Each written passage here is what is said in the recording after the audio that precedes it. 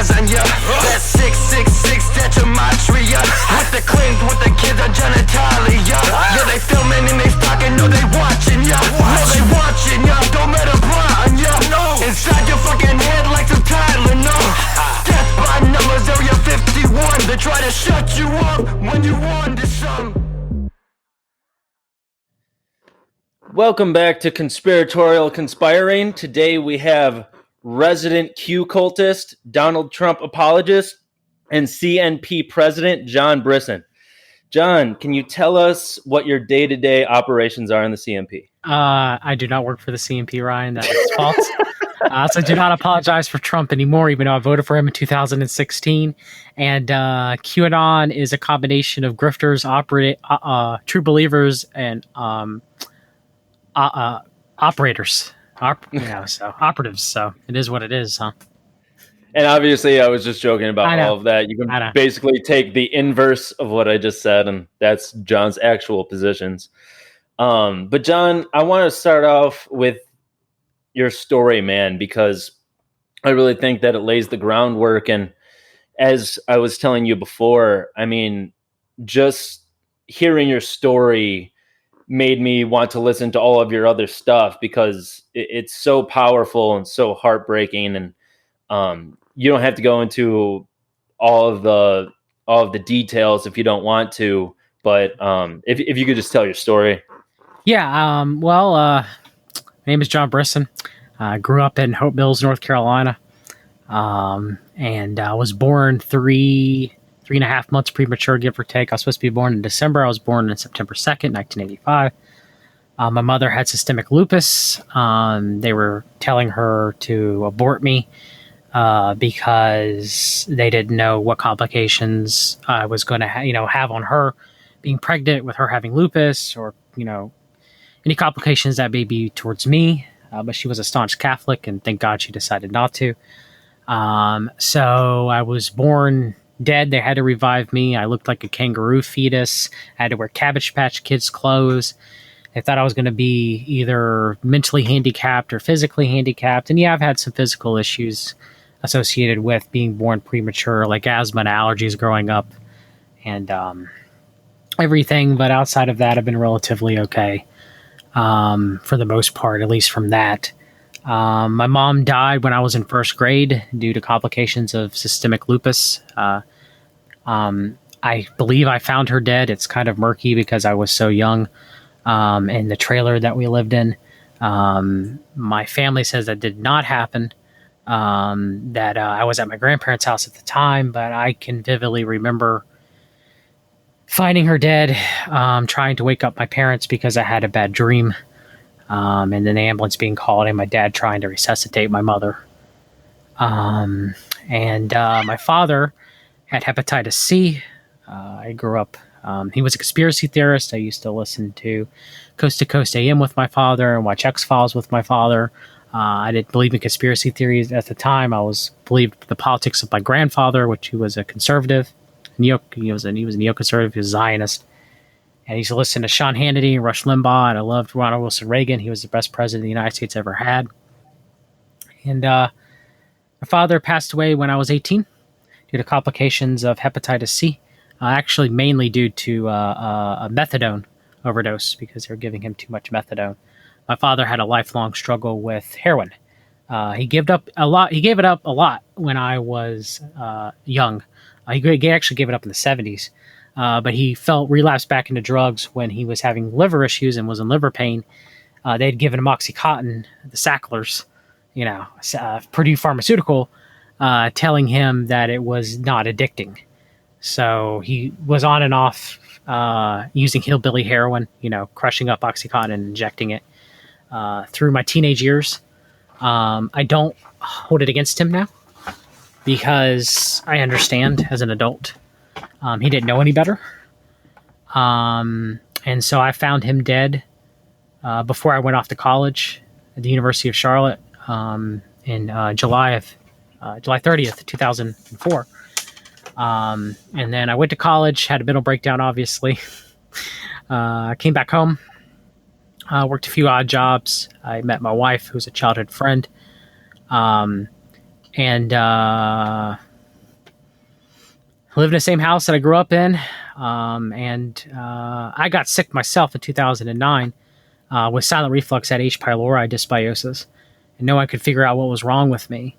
And in 2011, my middle son, Abel, was born with an extremely rare medical condition. What's called congenital myopathy with excess muscle spindles. He was sixth diagnosed in the world in it. So he had about maybe a 1 in a billion chance of having such a rare disorder. And they didn't know what was wrong with him. They told us that he was going to die. He spit his intubation tube out. He had been intubated because they thought he could not breathe on his own. And my wife and I had made the decision to let him die with dignity and take him up to the rooftop of the hospital, which would eventually happen. And God took that decision away from us, and he spit the tube out, even though he was not supposed to have the muscle capability to do so, Ryan. And we took him home, and it's just a whole mess, man. He was doing better, and then they said we weren't feeding him, and we got in a fight with nutrition at the hospital, and they were threatening to call, the social worker in the hospital was threatening to call CPS. So then we put them back on, we took them away from the homemade formula that we were on and put them on back on the feeding formula that he was on. He had to be fed through a G-tube. And he ended up kept aspirating in his lungs, and took me forever to convince the doctors that that's what was happening. And he ended up, he was getting better once I convinced him it was that, and they allowed us to go back on the homemade formula. And he had a pulmonary embolism, and he died in February of 2014. And I regret it every day that I didn't, just tell them to, all the nurses said we were feeding him, all the doctors said we were feeding him. He was supposed to be underweight anyway because he had a pectus excavatum, which is kind of like a depressed chest wall. So if you were too overweight, you put abdominal pressure on that, not a lot of room for your lungs to expand.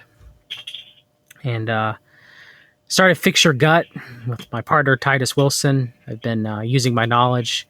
With Abel, I had enhanced his mitochondrial function, so he lived longer than any of the other children with the previous condition, who all died from heart failure. He didn't die from heart failure; technically died from medical error. And he was a victim of the system. Not that I'm completely against conventional medicine. I think it does have merits in diagnostic medicine and in emergency medicine, but not so much for cancer and autoimmune conditions and chronic illnesses. And I've been, I've written a book, Fix Your Gut. It's an Amazon bestseller. Writing my second book, Fix Your Mitochondria, is about to come out. I've been coaching people with health issues for about 8 or 9 years at this point. And I've used my knowledge to help other people because no one could figure out, while I was having silent reflux, no one could figure out how to help Abel. So I had to learn myself, brother. And I use that knowledge to help other people the best I can, Lord willing. It's all him.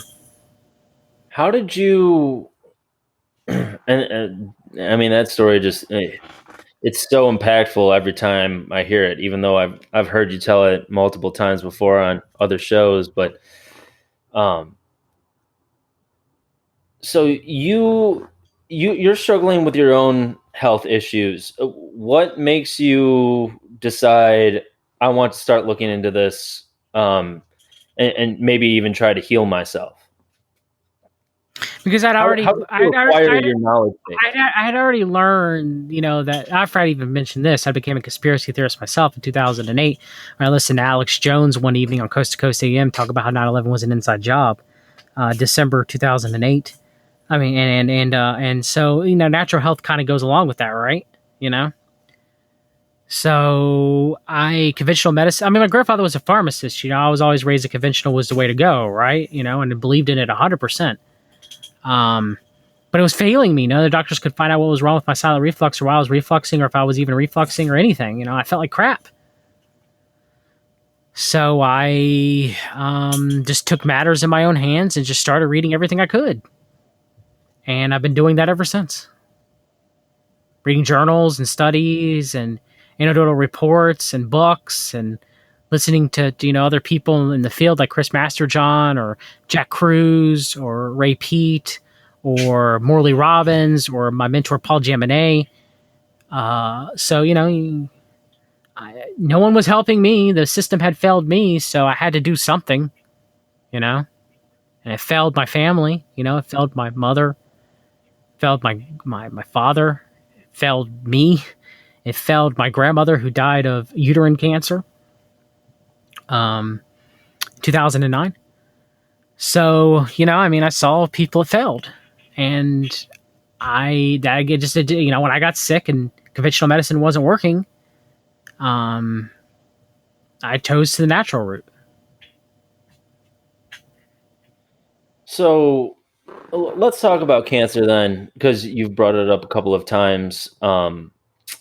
Actually, one of my closest friends, in my group of friends, back in Chicago, her mom has cancer and she's doing chemo and radiation and lost her hair, and she posted on her Snapchat story.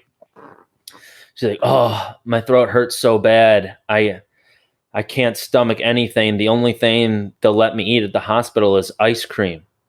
I'm just like, are you kidding me? Especially what we know about cancer being a metabolic disorder and all of these kinds of things. And you should really limit your sugar intake, possibly even do a ketogenic diet, which is shown to starve like 80% of cancer. Well, there are two different types of cancers. There's those that cells that those that feed on glucose, but there are those that feed on glutamine. And so there is a possible need for the Gerson therapy method, which would be used for cancer cells that feed on glutamine mainly. And then you would use the ketogenic diet on cancer cells that feed on glucose mainly. So if you choose the wrong one, the cancer could get worse. Now, we don't really know how, outside of a university setting, how you could test a cell specifically to see which one that your cancer favors. But neither one is perfect. I didn't mean to interrupt you, but I did want to make that known that there have been people I'm glad you did. on a low sugar diet and their cancer gets better, but there's been people who have gone on ketogenic diets or carnivore diets and their cancer gets worse. And vice versa for Gerson therapy. So, yes, there is a difference. There are cancer cells that prefer glutamine and there are cancer cells that prefer glucose. And some may use both. What about implementing fasting, like longer term fasts, maybe a couple of 3-day fasts every month or so, with autophagy and all of those kinds of things? How would that impact cancer? It depends on the person. Okay. It's I mean, that's why I never made a diet either, because diet is so subjective too. Now, granted, I do think that human beings, strictly from a biological standpoint of our microbiome and digestive system that God has given us, it is an omnivore local season diet is most preferable. Okay. More heavily on the meats and fats and proteins and less on the carbohydrates. All right. Yeah. But that being said, is a vegan diet healthier than the standard American diet? In some ways, yes. Is a carnivore diet healthier than a standard American diet? Some ways, yes. But there's some people that won't be able to tolerate either. And there's reasons for that. Problem is when we start getting dogmatic about dieting. It's like what you mentioned about cancer earlier. Yeah, someone who has cancer cells that primarily feed on glucose, a carnivore diet would probably work wonders for them. But if that cancer cells feed on glutamic acid, it's not. Mm-hmm. So it's the same with diet, since it's so subjective. Now, I guess not to go on a tangent, that it really just depends.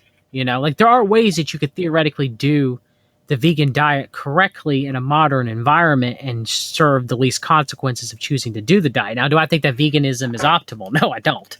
In the slightest bit. Could you expound on that? You could eat more whole foods. And you could, and I wouldn't do raw veganism. I would do cooked.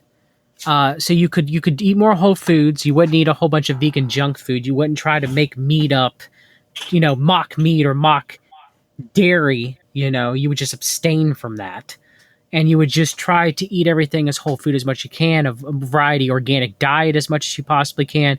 Make sure that you have all your amino acids covered. Make sure that you're supplementing with vitamin B12. Make sure you're getting sunlight. Make sure you're getting enough saturated fats in to produce cholesterol. So you want to make sure that you're eating enough coconut and palm to make sure you have that covered. Like, I'm not saying that it's what I think would be considered to be an optimal diet.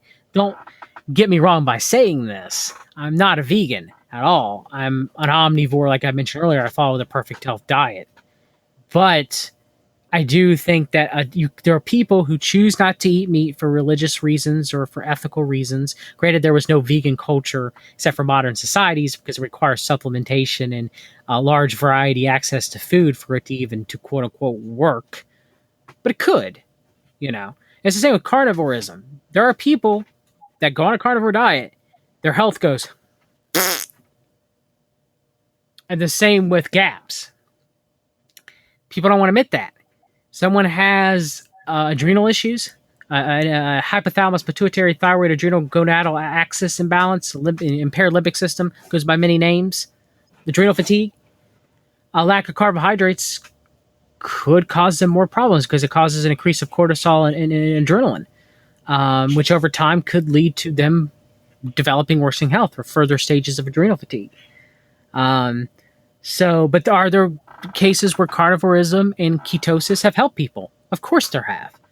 But the thing is people have to be very knowledgeable before they go radically change their diet. And unless medical necessity, you shouldn't just immediately change your diet. Well, most people go from eating the standard American diet to ketosis. Their body is in their microbiome is not capable of digesting the amount of fat that changes between the two diets.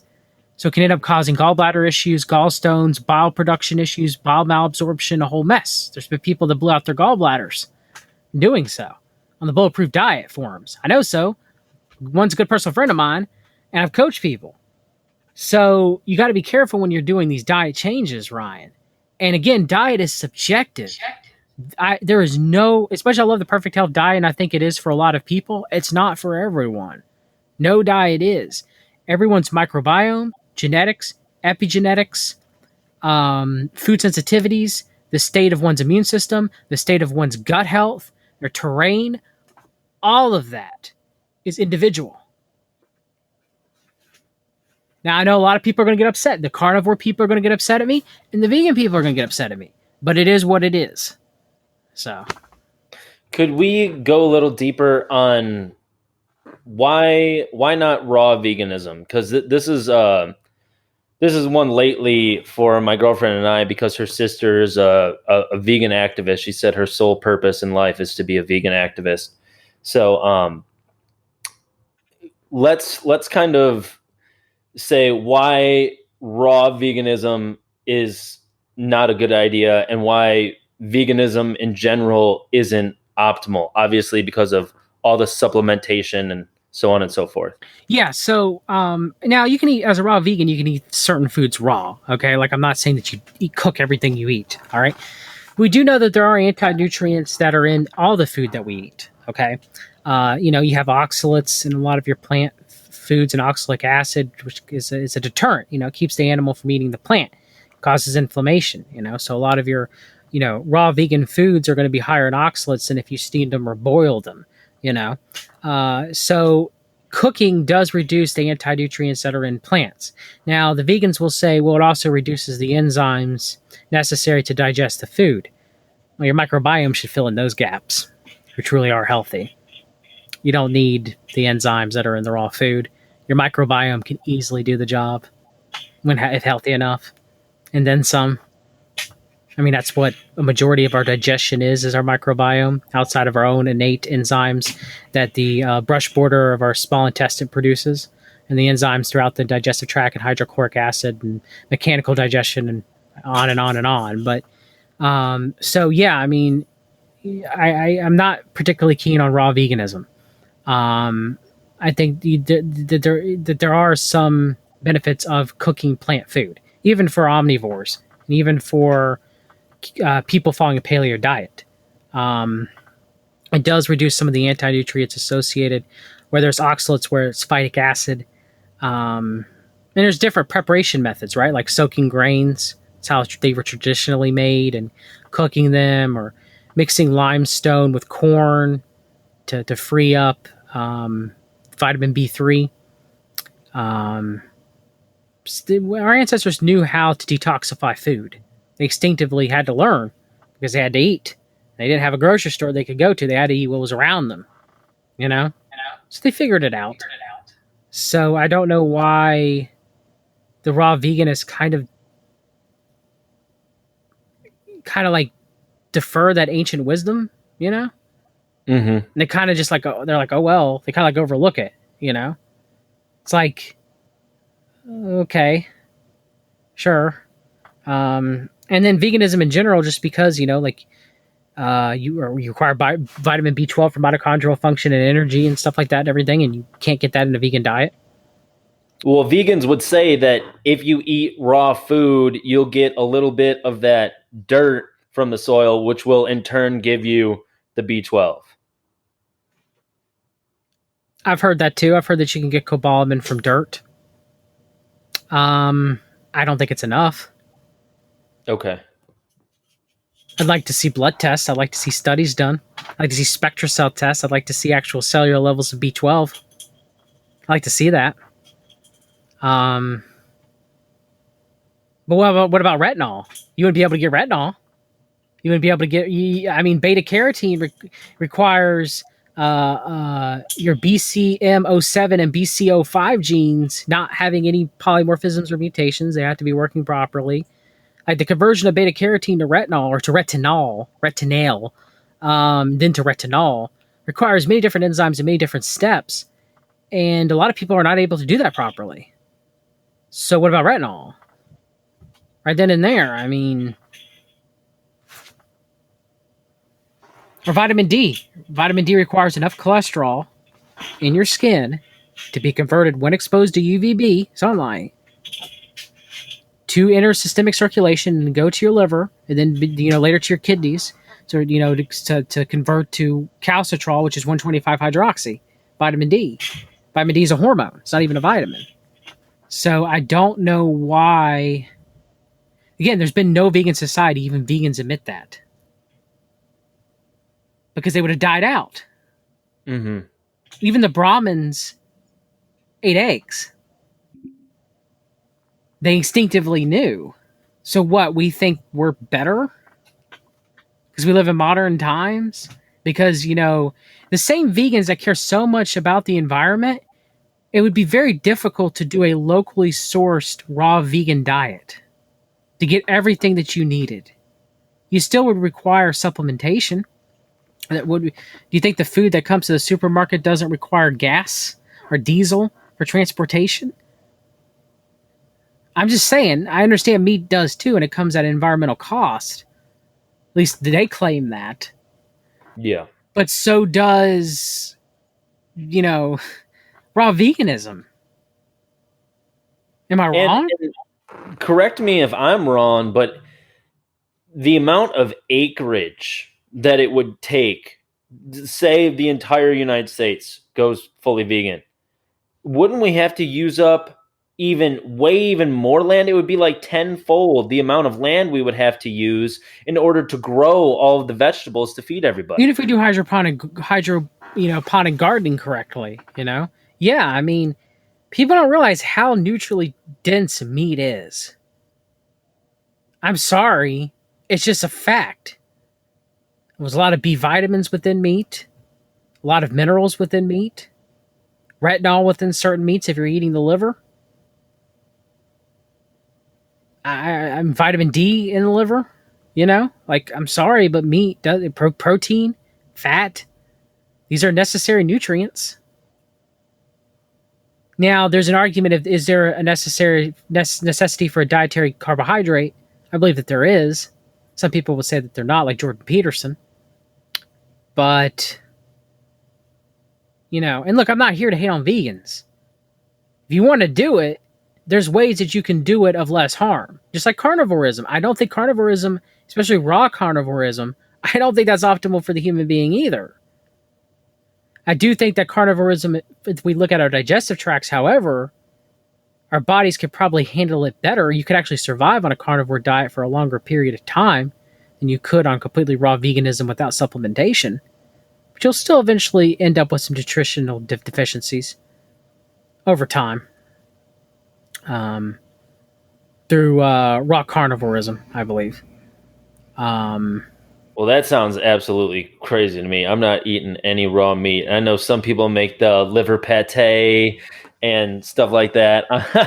I'm not about to do any of that. But I am. You don't want to drink the blood and you don't want to drink the blood and eat rotten meat. Yeah, and then like in the UK they do the blood pudding and all that stuff. I'm pretty sure, Ryan, that all raw veganism is and raw carnivorism is let's do the most insane diets possible to make it as restrictive as possible because it's some sort of virtue signaling. And I was going to piss both people off in both camps, but that's my belief. So let's go a little deeper on carnivorism then, because I am a fan of like the Weston A. Price diet. I am too. Mainly including animal foods in your diet, having it be animal centric with raw milk and eggs, grass fed, pasture raised. So carnivorism, why do they take it too far? Because I mean, I've experimented with carnivorism and I find it, and obviously I'm just one individual, it's anecdotal, and there are other individuals, like you say, where it tanks their health because they're just not set up that way. But I do know that being on a carnivore diet, your mTOR pathway is always activated, and that can severely impact longevity. Yes. So if you could expand on why carnivorism takes it too far. Well, a couple of things. One, we saw in the Bulletproof Forum that women, when they went on no carb diets or very low carb diets or not even a cyclical ketogenic diet, a lot of them, their periods would just stop. That's not a good thing. It's never a good thing. So they're, could be from pregnenolone steal. Pregnenolone's not going to produce estrogen and progesterone anymore. Instead, it's going to produce cortisol and aldosterone. So we saw that a lot. We saw hypothyroidism being rampant because production of insulin, which is reduced in a ketogenic diet or reduced in a carnivore diet, obviously, does sensitize your thyroid hormones to to work properly in your body. There is a connection between insulin sensitizing those hormones to make them work better, to make your thyroid work better and your endocrine system work better. So there's also vitamin C deficiency. Paul Jiminy got scurvy. If your gums are bleeding, this might be a vitamin C deficiency. Might be because you don't brush your teeth but once a week. It could be a vitamin C deficiency too. So there's scurvy involved. You can sometimes use glycine. You'll have some ketogenic people or carnivore people eat a whole bunch of collagen. And in doing so, that kind of blunts some of the effects of not eating carbohydrates on the thyroid gland and on the adrenal glands. Okay. So there are some issues. Men tend to have testosterone kind of gives us an advantage for fasting and for lower carbohydrate diets. That might be because from a hunter-gatherer society standpoint, men went out on the hunt, they fasted longer, women stayed back, took care of the village, their families, tend to have more weight on them. So that might be the difference in sex hormones between a male and a female, which I guess in our modern society we're all completely the same, right? Not that we shouldn't be treated the same in the eyes of the government, but we're all the same, right, Ryan? There's no differences between male or female, between the sexes at all. Not a one. So that's going to upset some people too, I guess. Yeah. But and I'm not saying that either one is completely inferior or superior to the other, but there are differences. They're biological differences. in how the bodies function, how the brains function. There are differences on the effect of testosterone on neuron formation and neural pathways. And then there's progesterone and estrogen. Like, there are differences. People don't want to believe that there are in a modern world because we have to trust the science, right? But there are differences. So that might be one of the differences, is that men went on the hunt. So testosterone gave us the ability to fast longer with having a less of effect on our health. Women, not so much. So, yeah, I mean, there are issues with the carnivore diet for some people, and there are ways that you can overcome those issues. Sometimes you can't. Sometimes you have to get off the diet. Mm-hmm. I'm not against it. And I do think it has helped people. Don't get me wrong. GAPS has helped people. Carnivorism has helped people. Veganism has helped some people too. Now, granted, do those benefits sustain themselves after decades? I don't know. Sometimes vegans end up eating meat because they end up having deficiencies. But the same could be argued about carnivorism in the next 10 years or so, where they actually start going to eat carbohydrates again. You do see that.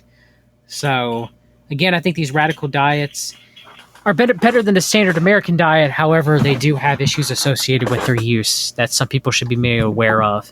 Their determination of whether or not, if your gut's ill and you're ill, you may want to use these diets with caution.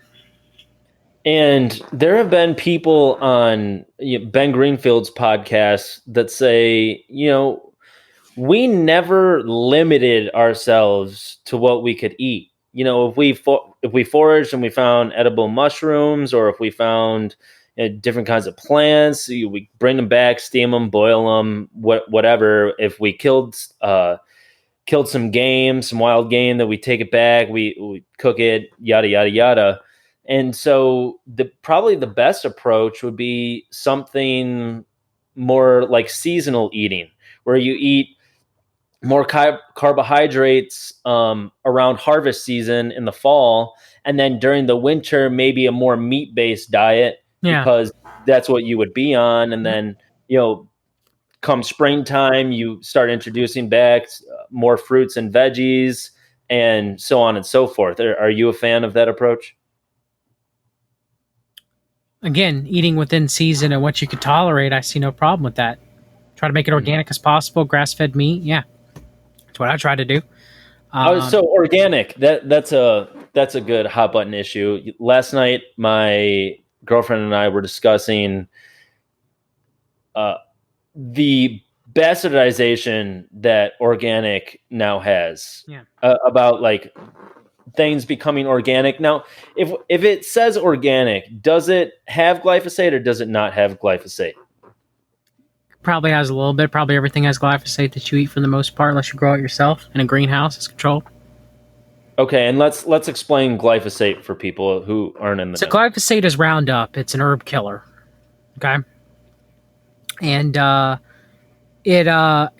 it's not good for the human body. It reduces lactobacillus and bifidobacterium in the intestinal tract, which are probiotic bacteria that live in your intestinal system. Has antimicrobial properties. Kills parasites. That's one good thing about it, right?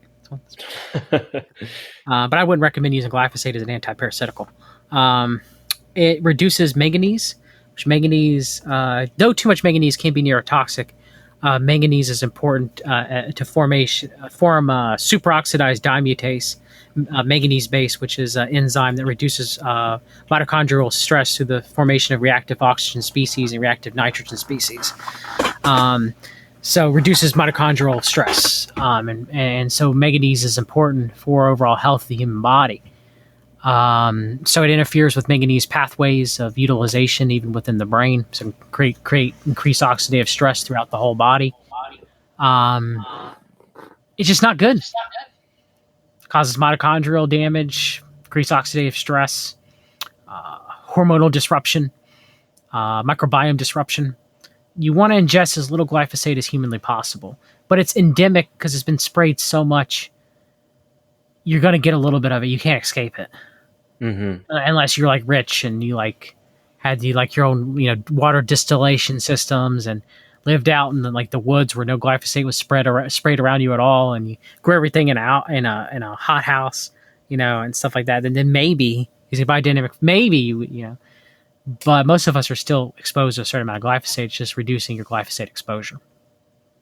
And Dr. Zach Bush talks about how, Bayer's been sued through the nose so many times over Roundup. They've just rebranded it, and they're basically still spraying it all over the place, or still like glyphosate type compounds.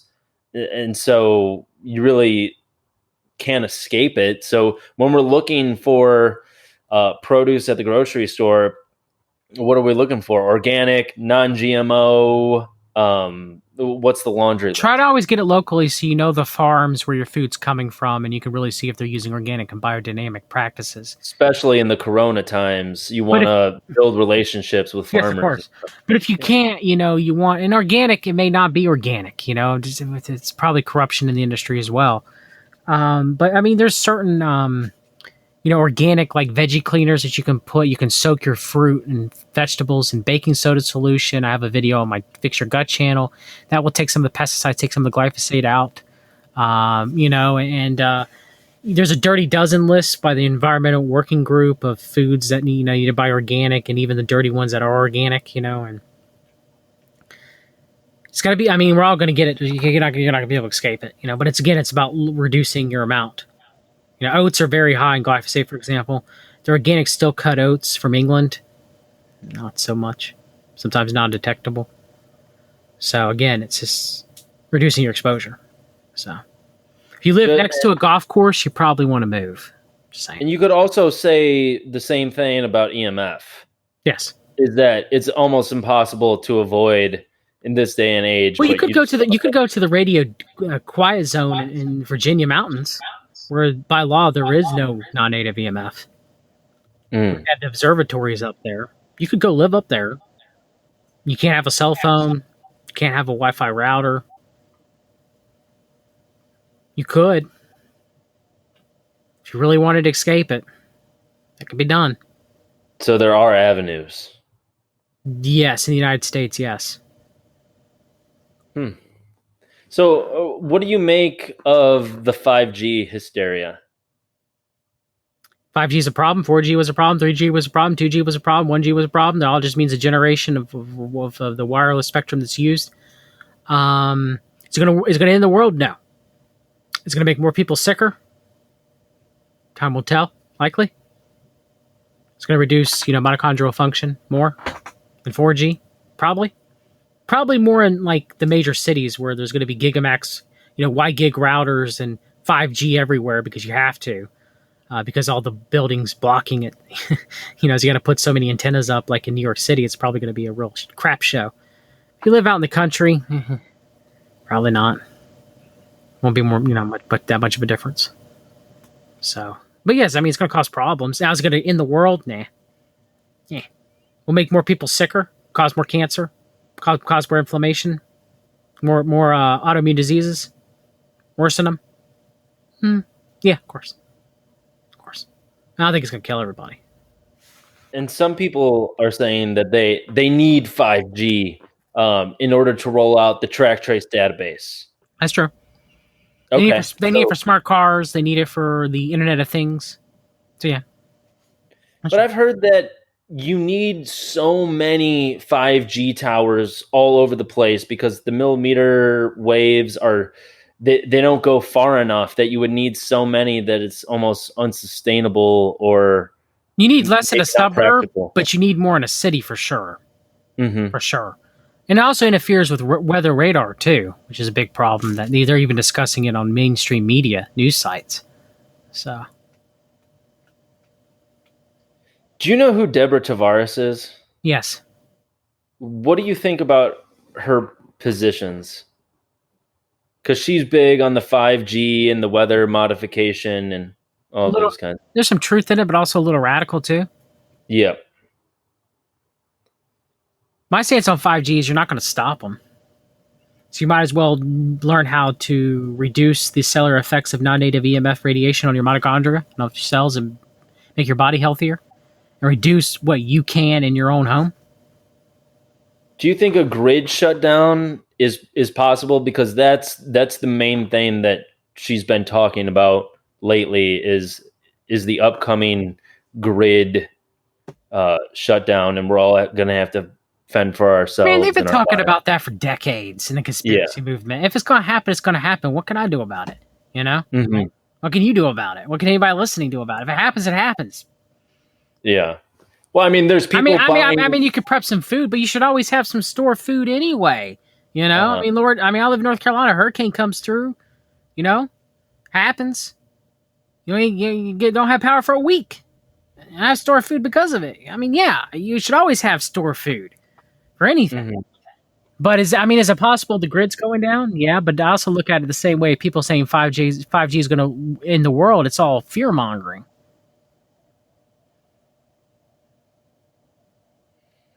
If the grid goes down throughout the United States and does not come back up,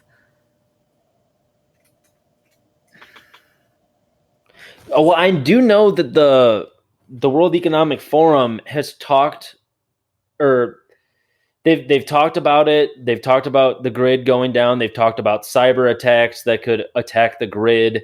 And so, I mean, they're wargaming for it as much or if not more than they did for Corona. So, but they've been doing it for a while, though. You know? Have they? Has it been that long? Yeah. Okay. It has been. They've been talking. The CMP's been talking about it for a long time. Let's go into the CMP.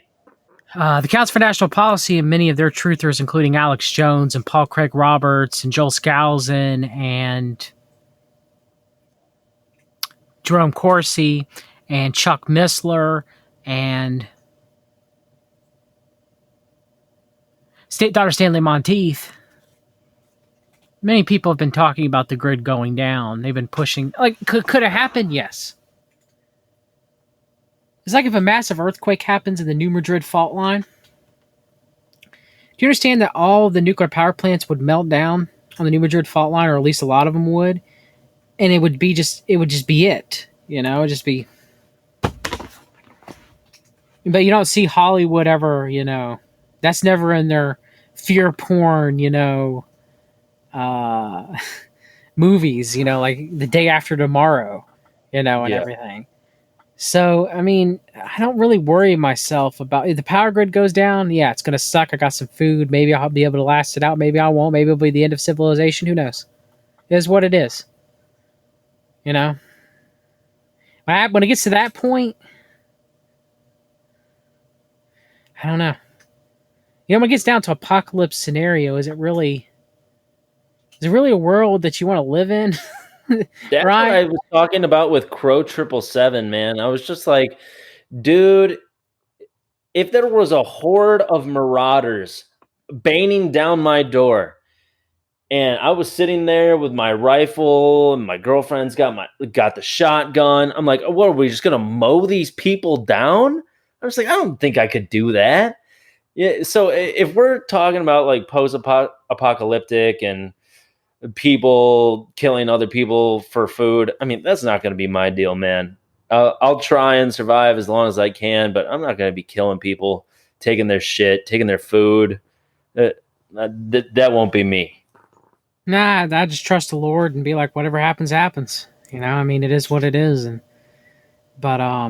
Yeah, I mean, they always try to push fear mongering, right? Like with the whole vaccine, which I'm completely against the COVID-19 vaccine in any shape or form, by the way. However, people pushing that, you know, especially New Agers doing it too, you know, that you get the COVID-19 vaccine, you're going to lose your connection with God.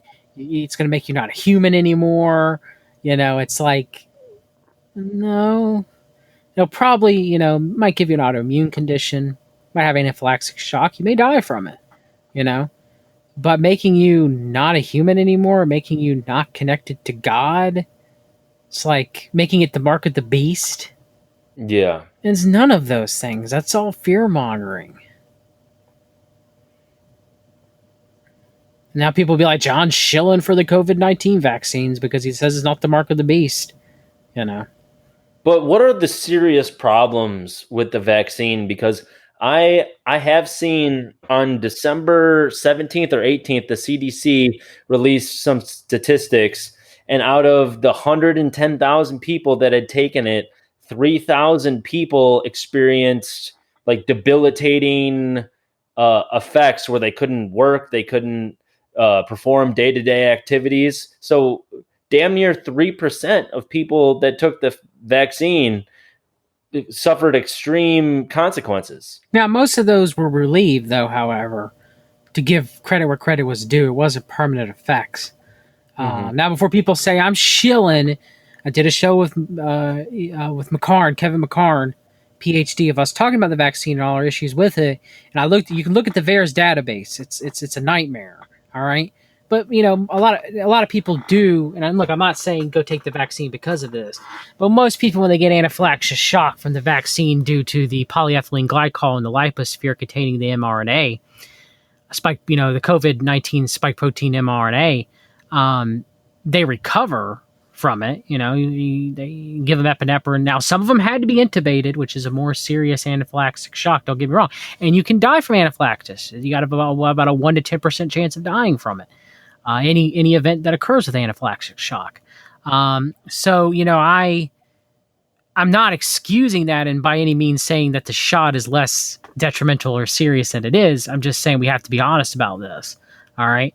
Now, do I think that the COVID-19 vaccine, all of them, whether it's the mRNA, whether it's the adenovirus, like the Johnson & Johnson shot, has a spike protein added to it, do I think that it's a problem? Yes, I do. I think it will cause more autoimmune conditions like Guillain-Barré. It'll increase Th1 dominance, increase T helper cell 1 differentiation, might trigger an uptick of multiple sclerosis, an uptick of mainly Th1 dominant conditions like rheumatoid arthritis. That may end up happening. People may have anaphylactic shock. Some people may die from it due to the, like I said, the polyethylene glycol. That's in the liposphere. That might happen.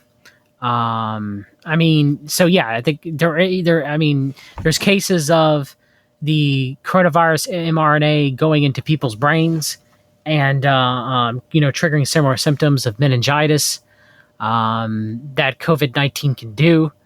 The vaccine is completely horrific. My family will not be getting it. I hope anybody listening, I'm not giving you medical advice, but I will tell you that my family and people that trust me and my friends will not be getting the vaccine. I assume that you and your loved ones are not, Ryan, hopefully too as well. Yes, there are many issues associated with the vaccine, but some of those effects of people having, where they can't work or, they were eventually able to go back to work and were able to recover, but not all of them. Some people died from it. Obviously, it's hilarious to me it's not hilarious, it's quite sad, but I guess the narrative is funny. It's what I'm saying. And that people getting, elderly people getting it in elderly care homes, they get the vaccine and 2 or 3 hours later it's reported that they died. And then every single one, the news media and the doctors and everything are like, well, I don't know if it was from the vaccine. And I'm not saying that every instance was because of the vaccine, but to say that none of them are, that's too much.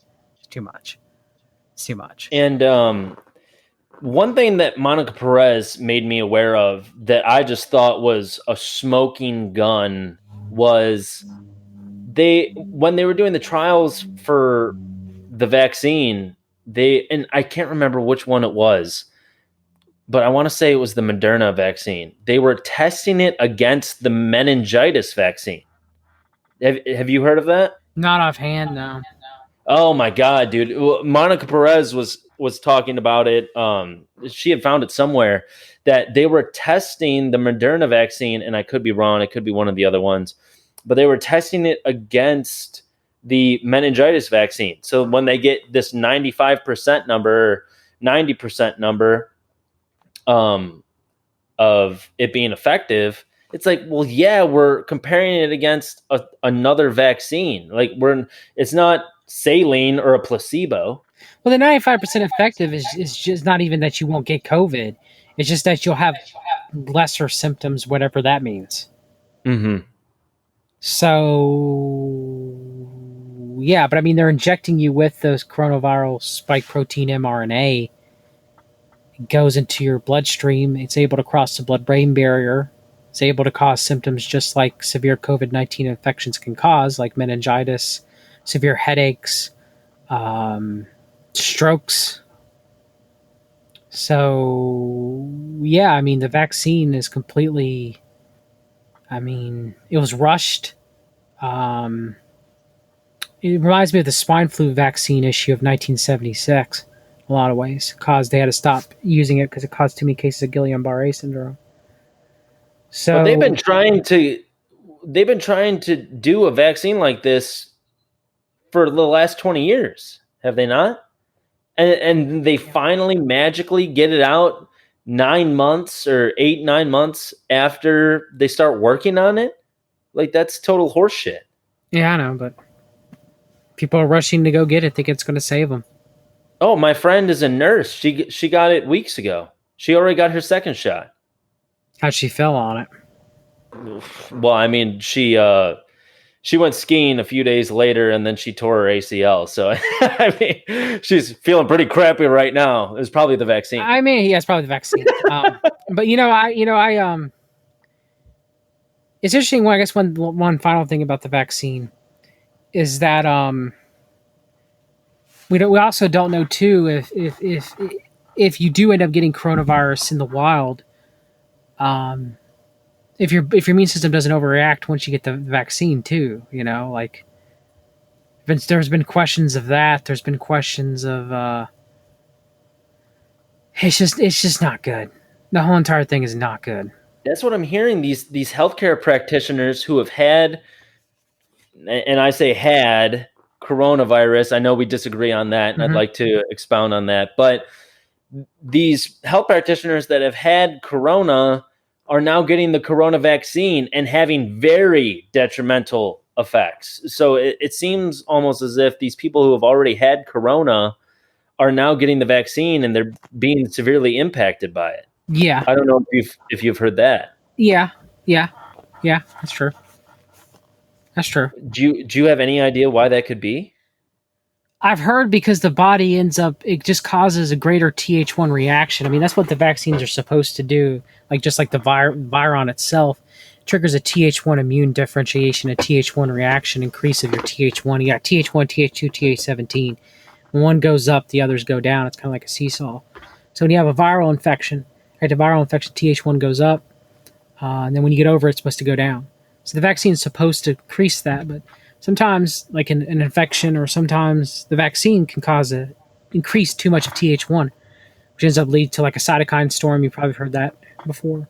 Yep. And so, I mean, that's what I think is probably the biggest issue of the vaccine in and of itself is that possibility and the possibility of triggering anaphylaxis, which could be severe. There are probably some deaths associated with anaphylaxis too. Intubation is serious, Anaphylaxis in and of itself, if caught early and doesn't progress to being intubated or death, is serious, but not as serious as like if you have to be intubated. It's a major problem. But overall, yes, I would never recommend the vaccine. I would never recommend any vaccine for COVID-19. It's profit and power over people's health. So, and the intubation was another one, man. I mean, they did a study in New York, and 97.2% of people over 65 that were intubated ended up dying. They're using too much PEEP and too much pressure. Yeah. Cause. Yeah. So, all right. So you know more about this then. They were using too much pressure. I mean, obviously they would have known that they were using too much pressure. Well, they thought it was advanced respiratory distress syndrome, or ARDS, where you do need to force more air to get oxygen into the bloodstream through the alveoli. So in ARDS, you would increase the PEEP, you would increase the pressure. So what they originally thought it was.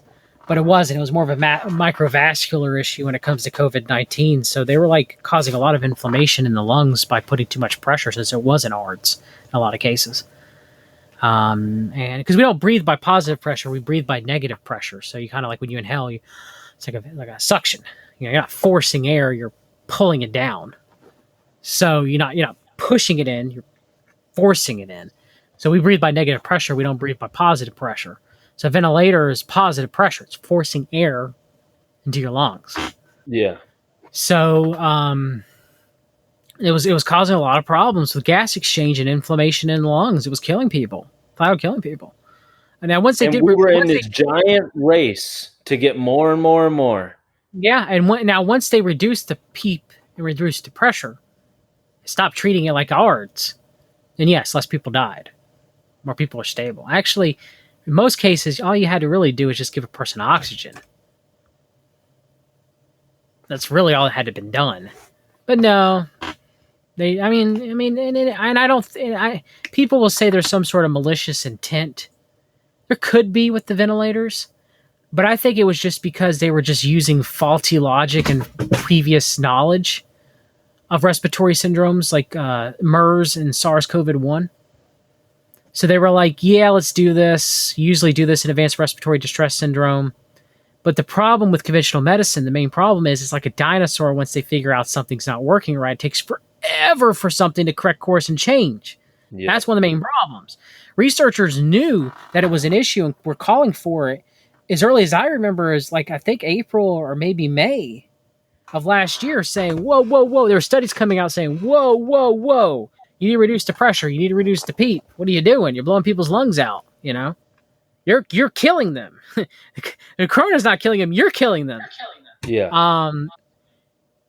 And now maybe them, Trump going, let's get some, let's do the Industrial Act and get more ventilators being produced and stuff like that. Yeah, at that point, maybe it does become nefarious, But in general, I don't think the average doctors really knew what they were doing. They just were following protocol.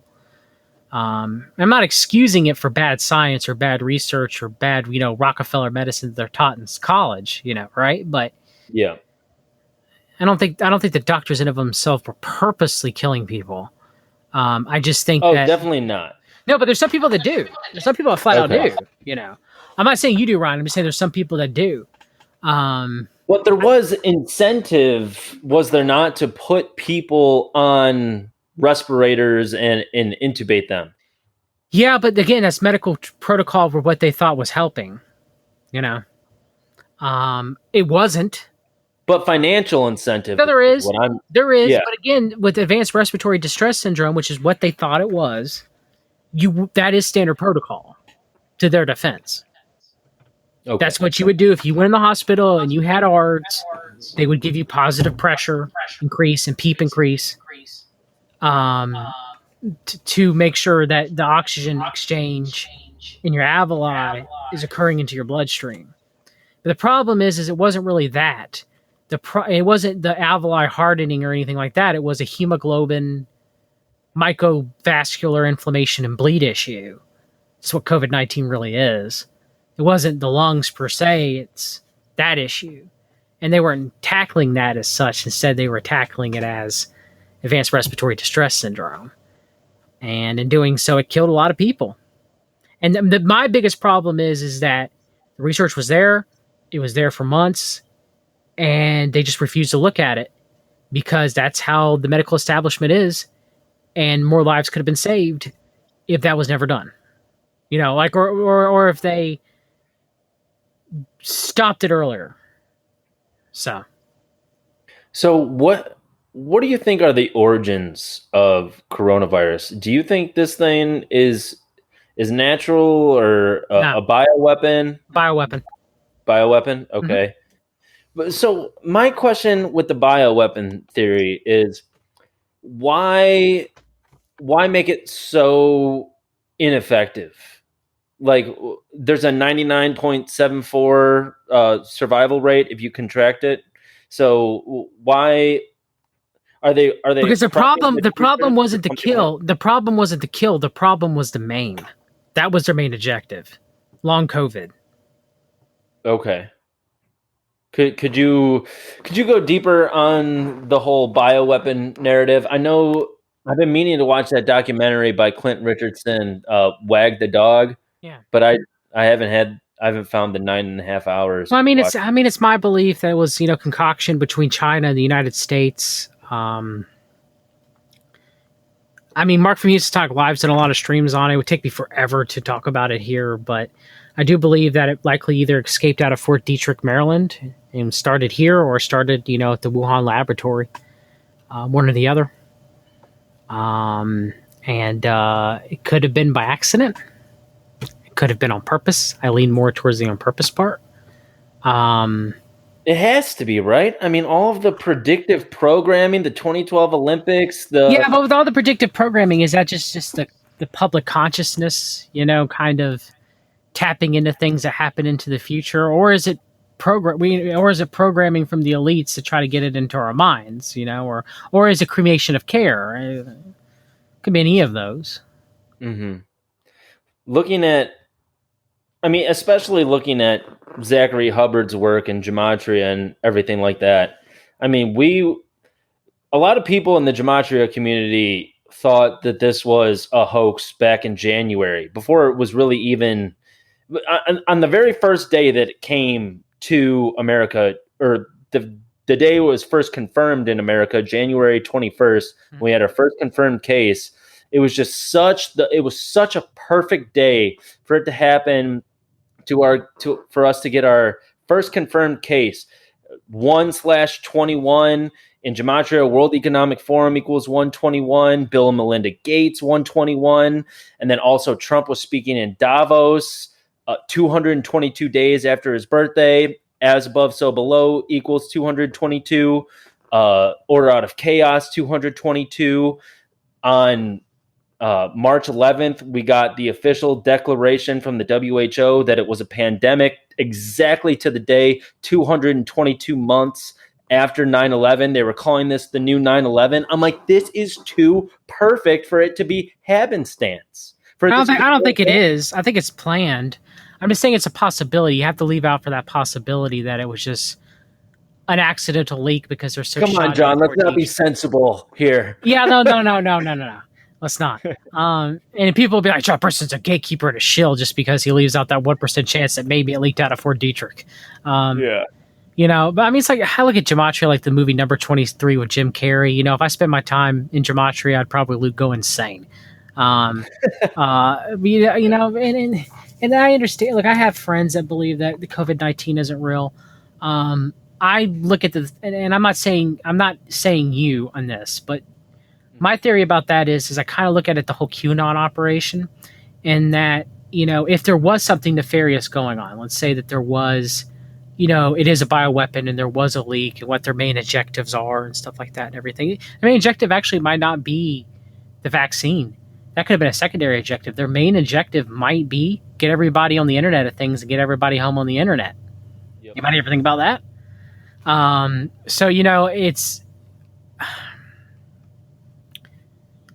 It's my opinion that if you look at everything as a complete hoax, or if you look at everything as complete real, you might miss something. And so there are people who believe trust the science, okay? Mm-hmm. And there are people who believe everything is a hoax as far as the coronavirus is concerned, that it doesn't exist, okay? It's my belief that both of these positions are the same, and that they're mainly bred on emotion. They're not bred on logic. Now, I know that's going to upset a lot of people. Now, if any one of these two positions were true, I would lean more towards it being a complete hoax. Now, I don't believe that personally. I'm saying if I had to choose between the two positions, do I believe the standard narrative, where it's a complete hoax? If any of those two positions are true, the latter one would be the truthful one, right? Now, granted, I think it's a bioweapon. I think it was planned. But I've mentioned there's a 1% chance it could be natural. There's a 1% chance it may not have been planned. I don't think that's the truth. Yeah. What I believe is a bioweapon. They don't give a flying crap about killing any of us. They used to be a tenet in the truth movement before everything became staged or faked with crisis actors. We used to believe that they believe in population control and they don't give a flying crap what happens to any person. They don't care. But with the crisis actors, they do care a little bit. And I'm not going to say that, most of your events, you don't have some sort of operatives and opportunists at these events. Okay. Yes. Robbie Parker. But I think a lot of it is I think that's what the truth movement became, or why they wanted to become the truth movement. It became complete subjective reality, and that nothing's real and everything's a hoax. Because once you get that point, then that's all you research is that it's a hoax. You don't research that maybe there might be some things involved with it, some parts that are real that might need to be fleshed out, or things that might be concerning. Because you actually start getting September clues that no one died on 9/11. You start getting Crow 777 had one guy on that said that no one has ever died in a war. And if anybody who says that anyone has ever died in a war, then they're propagating some sort of magical ritual. That's what complete subjective reality gets to you. Is that if you've never, and also Crow, no fault to him on this. Crow served in the military. I would expect some sort of pushback, some sort of pushback to that. What? Is that for real? Yeah, there was a guy who said that on Crow 777, and Crow didn't push back on him. I can't believe that. So that's what subjective reality trutherism gets you. That's what it gets you. Is you literally become a skeptic, which is what they do. You debunk everything, that there's no truth in anything. And there has to be certain truth in some event. There has to be. So you end up getting COVID denialism, and people are going to hate me for using that term. And I know I'm using one of their terms, but I'm trying to get the point across.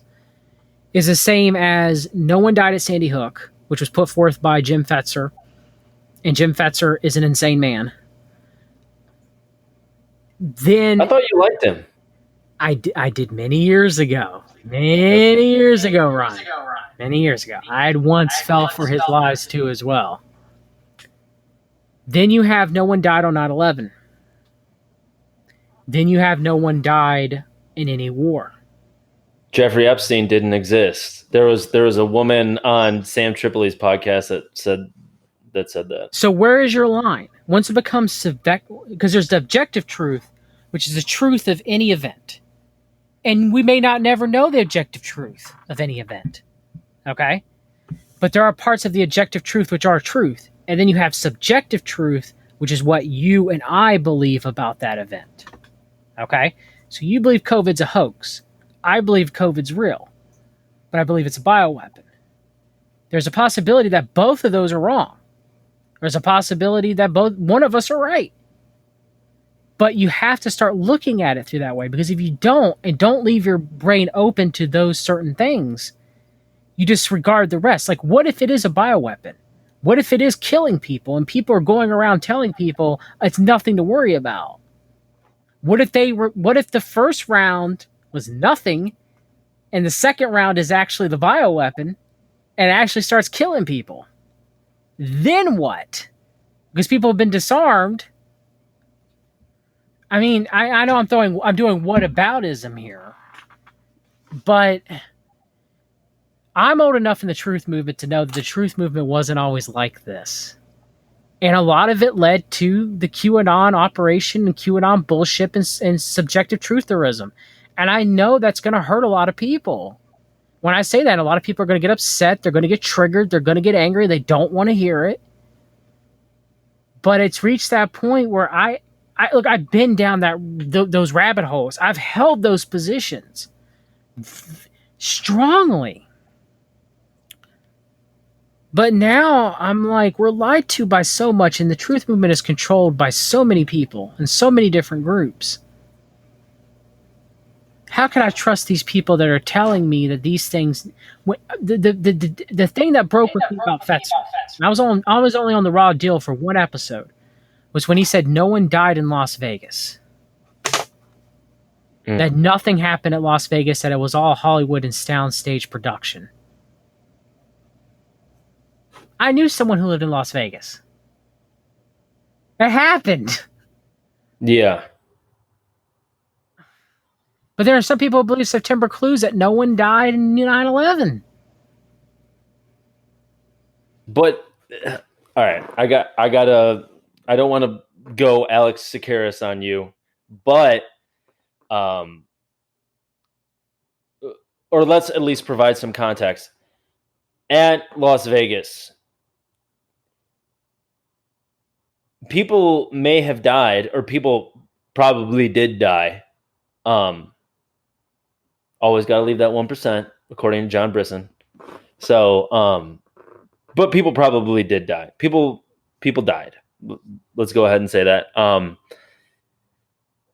But it wasn't at the hand of Stephen Paddock. No, 100% agree with you on that. Yes. Okay. 100%. Stephen Paddock was a fall guy. Yep. Look at Blackwater type groups at the Boston bombing. You know, the thing is Stephen Paddock was a patsy. All right, that's clear as day. But to say that, and the guy that Fetzer brought on as the audio engineer to prove that the gunshots in the Vegas shooting were faked was Dan Cromer, was Lepo. That was the guy. And so, the guy who interviews Michael Aquino and pretty much whacks him off in the interview, all right, and praises him, is the guy that Fetzer hangs his hat on, proving that Las Vegas was a complete operation? That guy? And talk about, just completely steering the conversation. I mean, Jay Dyer's talked about this, there being steering committees, and I always wanted to ask him about that because I just thought that was really interesting, steering committees. But there's so many narratives that come out of the Las Vegas thing, right? They were capturing the Saudi prince and taking 70% of their money, and then there's no one died. Oh, there was helicopters. No, there were active shooters in the crowd. It's just like, there's so much information, which is disinfo, which is actually credible. You don't know where to turn. I mean, the only thing that we do know is that it wasn't Stephen Paddock. So you know what? So what I say about when someone asked me about Las Vegas? What's that? I don't know. I know what happened. I don't know how or what happened. Say about the Boston bombing. Say about Sandy Hook. Say about 9/11. Yeah, I got to give pushback on that one, man. Okay, so at least you might be uncomfortable. If you're uncomfortable going there, then we don't. I'm not. Let me ask you a question. Okay. Do you think that I can see his face, but I can't think of his name. Adam Lanza. Yep. Do you think he was real? Do I think he was real? Do you think he died? Because if he died at Sandy Hook. That's one person. Well, there's the documentary We Need to Talk About Sandy Hook. There was a lot of confusion between the birth certificates of Ryan Lanza and Adam Lanza, and Ryan Lanza was arrested mysteriously after the Sandy Hook shooting, and again with the gematria all over Sandy Hook equals 112, and all in all of the newspapers, Adam Lanza, 112-pound Adam Lanza. Why do they keep harping that he was 112 pounds? He was clinically malnourished. He was 6 foot tall. 20-year-old male, 6 foot tall, 112 pounds, running and gunning all over the school like he was Rambo. That makes no sense. Sandy Hook 112. Adam Lanza was born on the 112th day of the year. I agree with you about Lanza. I don't think there was a single shooter. There wasn't a single shooter at Columbine. So you think that there were, or you're potentially throwing out there that there were multiple shooters that day? Mm-hmm. Okay. You don't remember the guy? What about you don't remember the military guy that was caught behind the? That used to be in the narrative. That used to be the military guy.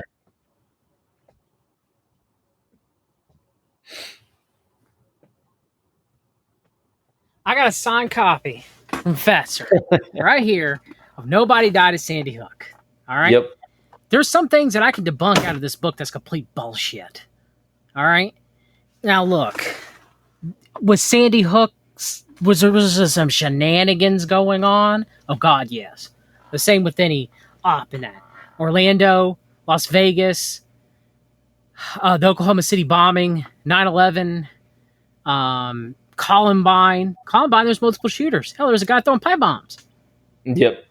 There used to be the narrative of the guy that was behind the skull, that was in the military, that was like, oh, I was just trying to get to my kids, but didn't name who his kids was. That was a narrative. What happened to that guy? That's my belief of what this is about. Nobody died at Sandy Hook was to stop investigations into stuff like that. Because the moment you entertain that no one died, who cares who that guy was? Who cares if anyone died? Who cares if there were multiple shooters there? Who cares if there were... It goes from we must explore that it's a FEMA drill. It goes to that. It doesn't go to what happened on that day that may, if it is a real event, what happened on that day that made that happen? And who was involved? It goes from that to another place. Do you understand my argument? Like, it goes from following those leads to following these leads, and some of these leads are complete bullshit. And the people that write this book that he has in here that writes the stuff, like, I'm not saying that there wasn't shenanigans involved. But is it this narrative? In my opinion, no. And some people are going to call me a shill and a gatekeeper. Now, do I think that there's some weird things with Robbie Parker? And yeah. There's some weird things. But there's also some weird things about this narrative, too, that just, like I said, the military guy behind the school, what happened to him? What about why was that not flushed out? What was flushed out was this narrative. Same with the JFK assassination. What was flushed out was not the John Birch Society's involvement in it, or not even that it was a ritual that JFK wanted to be a part of, the whole Michael Joseph killing of the king ritual, okay? Yep. It went to the mob. We don't discuss Israel's part in it. We just discuss the CIA and the mob's part about it. That's all. These controlled narratives, these steering committees. When Steve Pachinik believes this narrative completely, you got to start thinking that maybe something's wrong here. When the CIA psychiatrist is David and I was right about that, man. I mean, I'm sorry. Like, I used to 100% believe that nobody died at Sandy Hook. Now I just go, someone asks me, what about Sandy Hook? I go, I don't know. That's all I can tell you. Well, what about there's been one death certificate from the alleged children that died that day, and that was Noah Posner. That's what they claim, yes, but you can't. It's not easy to dig. You can't just go get death certificates. Like people that, and now they were asking for the parents to give death certificates, and they wouldn't. And yeah, I can understand that. You know, some people might be. You know, okay, that's a little odd. All right, like why wouldn't you prove? Yes, my son died. Here, you know, here's a death certificate. But you can't just go get death certificates. You just can't. I can't even do that in North Carolina. Like, you have to be a family member in order to do so. Like, if I went to the Cumberland County Records to get a death certificate, you pay the $10, you prove that you're a family member, you get the death certificate. I don't think it's any different up there in Connecticut. I just don't. If anything, it'd be more stricter than it is here in North Carolina. So how did they get hold of those death certificates to prove that? The Social Security database of deaths isn't even completely accurate. There's a lot of inconsistencies, even with people that we know are dead. You know, and people always want to use that. Or they always want to use the houses in Sandy Hook all had $0 for the property tax or whatever. They have been bought out beforehand. If anybody actually did any research on the Internet Wayback Machine, you can go do it yourself. It was like that for years, even previously beforehand. It was just the way the number system was for the software to track that. That's what it was. So, I mean, look, I know people are going to be upset at me, and by me literally saying I don't know what happened. Dude, how funny is that? That like people are gonna be upset at me that I'm not buying the no kids died at Sandy Hook. Like, if we were talking to anybody else, and I don't buy the conventional narrative either. You know, since I don't believe the conventional narrative, and since I don't believe the manufactured subjective narrative, I'm a shill. Just because I go. Now, if you ask my opinion, do I think people died? Yeah, it's likely. Do I think that it is contrived as they make it out to be? Do I think there was multiple shooters? I think the government was involved. I think there's some. Yeah, there's probably likely something was going on. There's probably either Lanza was driven to be the patsy, and there's multiple reasons of what could. I could theorize multiple things here, but.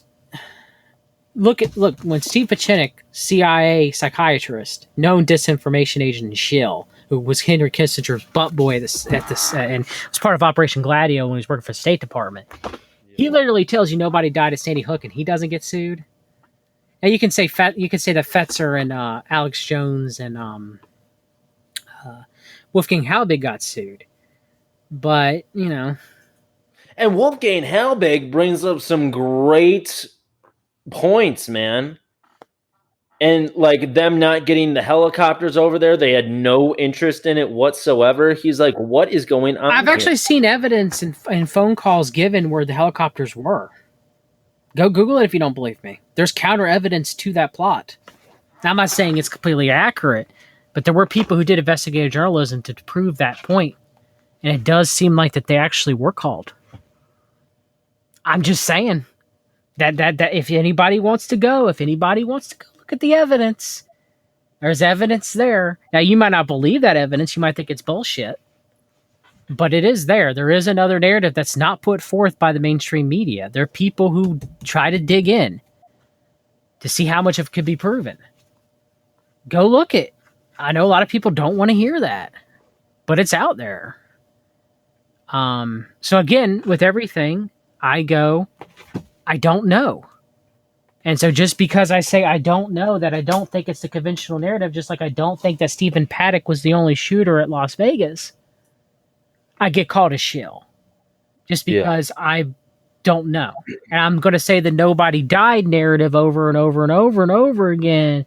There seems something fishy about it because you have a lot of disinformation agents in high regard, like Robert David Steele, part of the QAnon operation, or Steve Pachinik. They push these narratives awfully hard.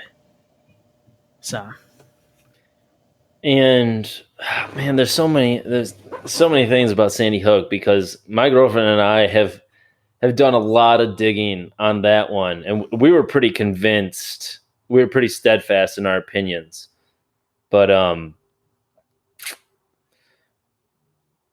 mean, the fact that the school was condemned for 2 years prior and there being asbestos, it wasn't. So the school was condemned for years prior, and it had horrible asbestos, and people that had went in the school a day after the shooting happened said, "Oh my God, kids went to school here?" Because it was just so downtrodden. And have you ever been to an inner city school? But I mean, this is Connecticut, a nice neighborhood in Connecticut. Oh, there's nice neighborhoods where the schools aren't that great, man. Public schools, Yeah, that's a stretch for me. I understand what you're saying. I get that, but do you think that they wouldn't? Okay, so. How much? And it wasn't handicap accessible. It would have been against the law for the school to be non-handicap compliant. So let me ask you. Let me ask you this: did you go to public school? I did. You know how long it took for them to become compliant in a lot of different things, man. I mean, and I know some people will say that's a poor argument, but the only thing I have really to say in defense about that stuff is. You don't think that they wouldn't... You think... Okay, so how much power do we give the world order, right? Like, do you think that they just leave breadcrumbs out like that?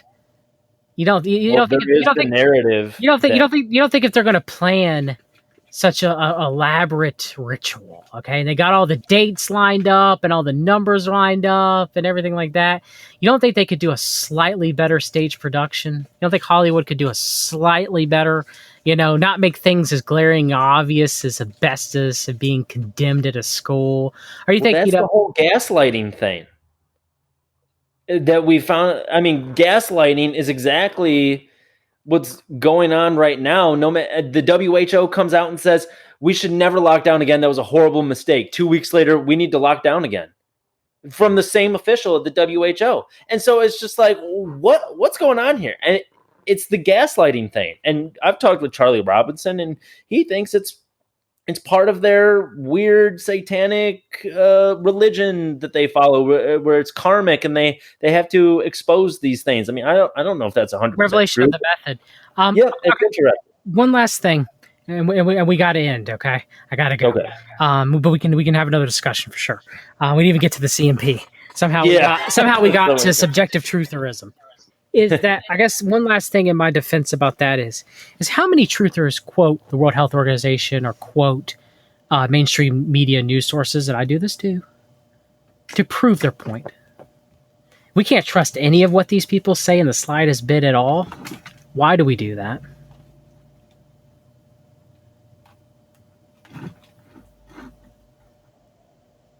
I see where you're going, but I was just pointing out the contradiction. No, I know, but isn't that contradictory too? I don't know if I'm following. Okay. We say we can't trust the fourth estate. Okay? Can't trust the new media. We can't trust... But we trust the alternative news media. Okay? They're better. Mm-hmm. But yet many people, when they analyze the news, including myself, please, I admit it, we use the mainstream media. If the mainstream media proves our point or proves our narrative, we'll go with it. If it doesn't, cast it to the side because they're a bunch of fucking shills. We do that all the time. Yeah. I'm guilty of it. Every human being is guilty of doing this. It's confirmation bias. And it is rampant.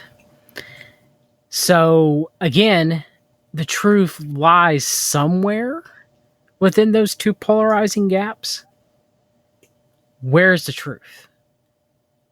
Because now everything has become subjective to the point where nothing is real, everything is fake. Or is everything 100% real? Or is it somewhere there's a certain ratio of 95-5, 50-50, 60-40, 70-30, 80-20? That every event somewhere lies in that in between. That's what Chris Milligan says, the author of Fleshing Out Skull and Bones. He says, he points out this famous example of, paying off girls to clap and scream when Elvis comes on stage. And then he thought he was going to have to pay him the next time at the next Elvis show. But the next time they did it by themselves. They were clapping and screaming. And so he's like, sometimes you just got to lead the horse to water once and then it knows its way back. Look how big the conventional narrative that was pushed about coronavirus is. Okay, the fear mongering. But also look how big it was pushed that it was 100% hoax. Millions upon millions of people saw Plandemic and Plandemic 2. Millions of people bought Judy Mikovits's book about the pandemic. It's an Amazon bestseller. It's a New York Times bestseller. David Icke reaches millions upon millions of people, telling them that it's only 5G. But the people that say that there is some truth to it, and that it is a bioweapon, nowhere near the coverage. Because that's an Alex Jones CNP narrative, you shill. Because they're actually, no, Alex Jones is completely fake now. Oh, really? Mm-hmm. Oh, wow. He was pushing bioweapon for a while. He was, but he was fear-mongering it too. Okay. It was about 3 months, 3 or 4 months he did. 3 or 4 months. So, again, it's my belief that it's real, it's a bioweapon, and there's things that people should be doing to help with their health, to protect their health anyway. And just by saying that, or by saying, hey, if you do, have symptoms of what appears to be the coronavirus and it's pretty bad, maybe you want to take some of these supplements. Maybe you want to reduce your exposure to non-native EMF. Maybe you want to get some sunlight.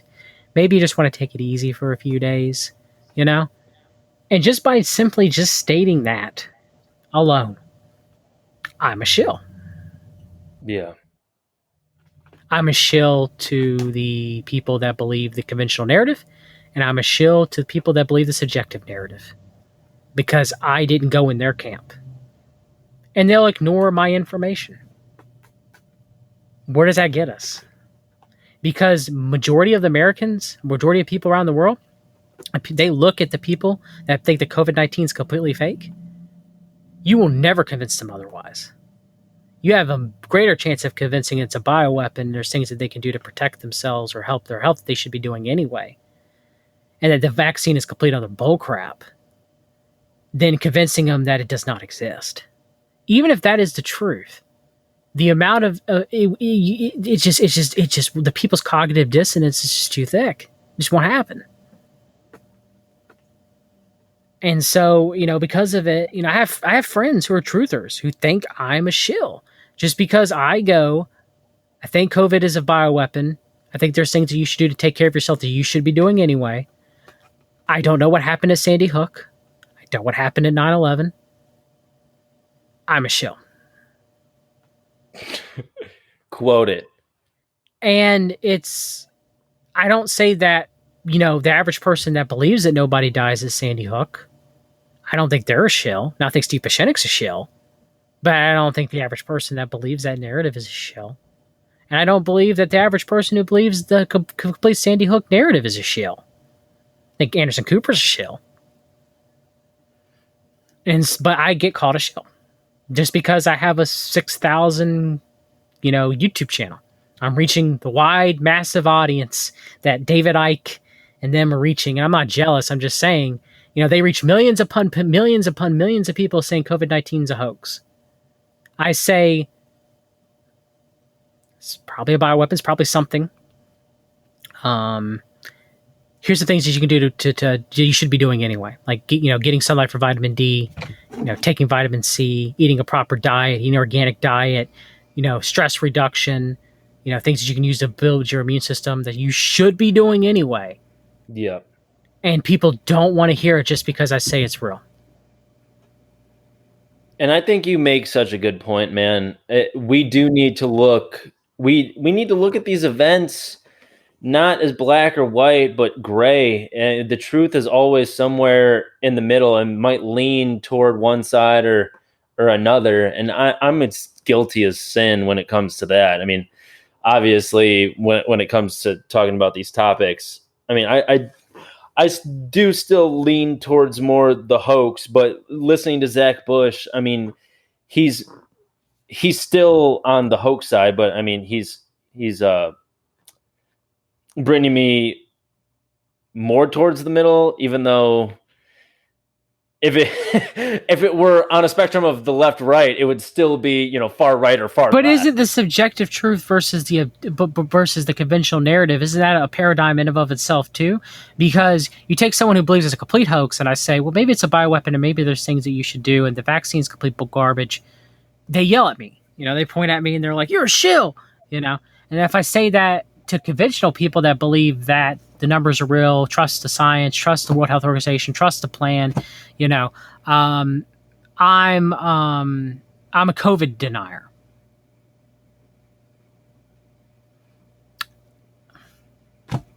You can't win. It's like, okay, and it's all by emotion, man. It really is. Not saying that everybody who believes those things live by emotion, but majority of them do. Where the moment you say something that is not to what they believe in, the moment I say that Sandy Hook, I don't know what happened, I have both sides yelling at me. It becomes emotion at that point. That's not what any of this was supposed to be about. It was supposed to be people trying to use logic and reason to just find out the truth. Because I thought that's what it was. But it's not. And it's sad. And it's depressing. But it is what it is. And this is what their job was to do all along. was to sow so much misinformation, to sow so much subjective reality that we never know what happened. And if anybody, I don't claim to know what happened in any of these things. All I'm going to say is what I think it is. I don't know for sure. But, I mean, how do you feel about it, Ryan? Am I wrong? If I'm wrong, let me know. I mean, let me know if I'm... Be real with me. I mean, that's just it's what I think. Yeah, I'm 100% honest when I'm talking with people. And I think how you are presenting it is the correct narrative. Maybe there are some things that I believe happened that day in Connecticut in 2012 that were inconsistent with the facts. And I have to realize that, and I have to own that. And, if the helicopter really was called to the school and Wolfgang Halbig was just a shill, or he was pushing a false narrative or grifting and whatever it was, then I need to acknowledge that and I need to own that. So I think you're absolutely right. I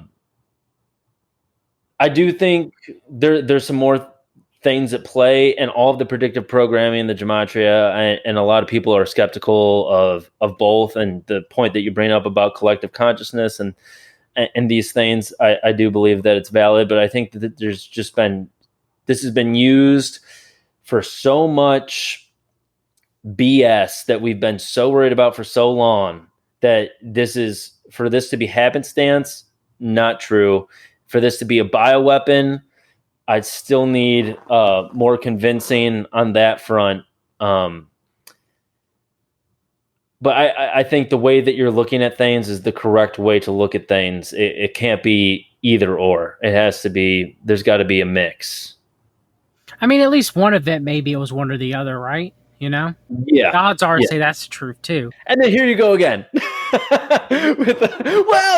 1% chance there's probably been. Well, I mean, the only thing I know is a Christian is the objective truth of God, right? And outside of that, everything else is subjective, Yeah. Because it's personal experiences and personal recollection of events.